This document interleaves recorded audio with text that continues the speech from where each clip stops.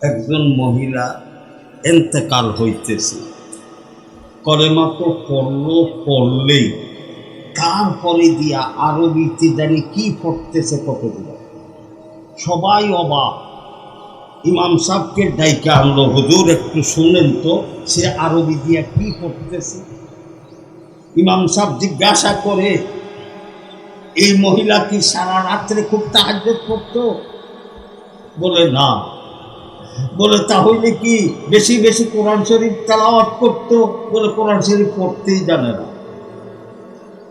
বলে মহিলা আরবি ভাষায় বলতেছে, তোমরা অতি তাড়াতাড়ি আমাকে কবরে দাফন করে দাও, আল্লাহ আমাকে মাফ করে দিয়েছে, আল্লাহ আমাকে বেহেশত ওয়াজিব করে দিয়েছে। কেন? ইমাম সাহেব জিজ্ঞাসা করে, এই মহিলার এত বড় মর্তবা কেন? জিজ্ঞাসা করলো, মহিলা কোন আমল করত? মহিলা একটা আমল খুব বেশি করত, সেটা যখনই আশেপাশে কোথাও আজান শুরু হইতো, আজানের দড়ি শুরু হইতো, মহিলার মাথার কাপড় না থাকলে টান দিয়া কাপড়টা আইনা দিয়া সে বসে যাইত এবং আজানের জবাব দিত। আল্লাহু আকবার। আল্লাহ এই মর্তবার কারণে আল্লাহ পাক মহিলার উপরে জাহান্নামের আগুন হারাম করে বেহেশত ওয়াজিব করে দিয়েছে। মুসআব ইবনে উমাইর, আমি যখন শুরু করছি কথাটা একটু শেষ করে দিয়েছি।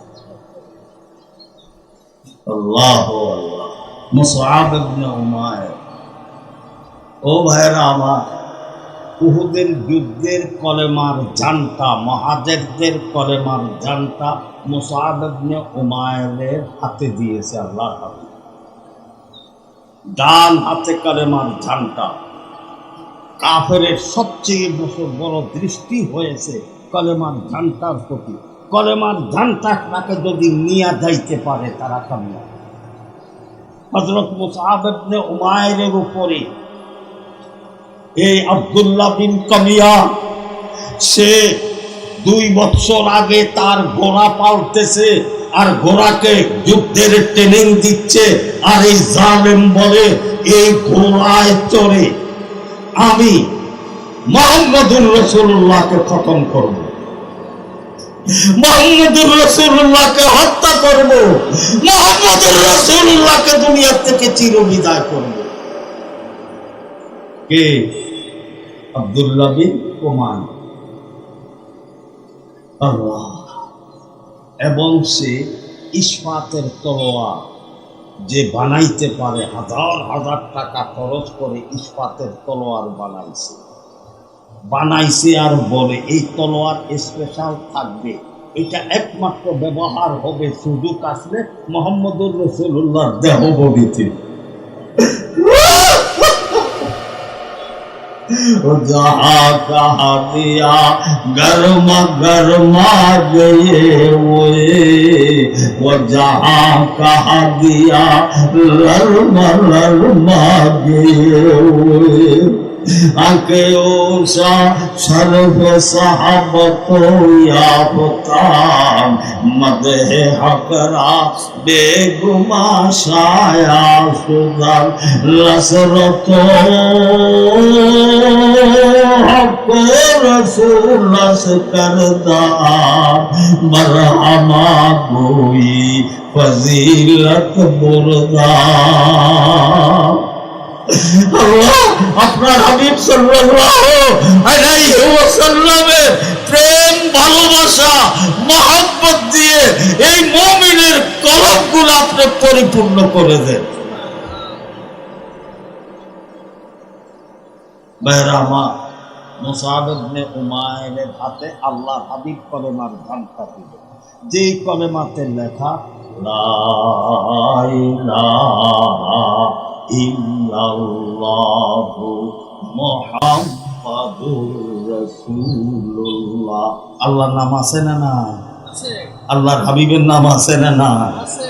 ওই আব্দুল্লাহ বিন কুমিয়া আল্লাহর হাবিবকে কতল করার জন্য আগায় আসে, দেখে আল্লাহর হাবিবের বডিগার্ড মুসআব ইবনে উমাইর আগাইতে পারে না, তাকে দাওয়া করে, সে ভেগে যায়, আবার আগায়, আবার তাওয়া করে। হঠাৎ করে জালেম আব্দুল্লাহ বিন কমিয়া সুযোগ পায়া মুসাব ইবনে উমাইরের ডান হাতে কলেমার জানটা ছিল, এত জোরে ডান হাতে তলোয়ার মারছে, তার নতুন ইস্পাতের তলোয়ার দুখণ্ডিত হইয়া কলেমার জানটা সহ জমিনে পড়ে যায়। মুসাব ইবনে উমাইর দেখলো যদি আমার ডান হাত গেছে, এখনো তো কলেমার ঝান্টা আকাশে উত্তোলন করার ক্ষমতা আছে। এমতো অবস্থায় কলেমার ঝান্টা যদি কোনো কাফেরের হাতে জায়গা অথবা কোনো কাফেরের পদদলিত হয়, আমি মুসাব ইবনে উমাইর আল্লাহর দরবারে জবাবদিহি করতে পারবো না। মুসাব ইবনে উমাইর কাত হয়ে বাম হাতরা কলেমার জানটার দ্বারে নিয়ে বাম হাতে কলেমার জানটাটা ধরে আকাশে উত্তোলন করে। ডান হাত তো পড়েই গিয়েছে, ডান হাত দিয়া যে রক্ত প্রবাহিত হচ্ছে দর, এখন বাম হাতে কলেমার জানটা আকাশে উত্তোলন করছে। ও দস্যু আব্দুল্লাহ বিন কমিয়া আল্লাহর হাবিবের বডিগার্ড মুসাব ইবনে উমাইরের বা ডান হাত কেটে দিয়েছে, এখন বাম হাত কাটার জন্য সে আগায় আসছে। সুযোগ পায়া হযরত মুসাব ইবনে উমাইরের বাম হাতে কলেমার জানটা এত জোরে তলোয়ার মারছে,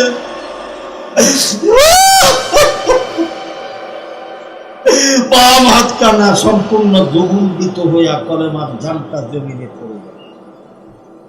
ডান হাতও নাই, বাম হাতও নাই, দুই হাত দিয়ে কলেমার জানটা হযরত মুসাব ইবনে উমাইর উঠ হয়ে হাঁটুর উপরে ভর করে নিজের জবানটা কলেমার জানটার দ্বারে নিয়া নিজের জবানটা কলেমার জানটার দ্বারে নিয়া দাঁত দিয়া কামড়ায়া কলেমার জানটাকে কামড় দিয়া ধরে আকাশে উত্তোলন করে রেখেছে।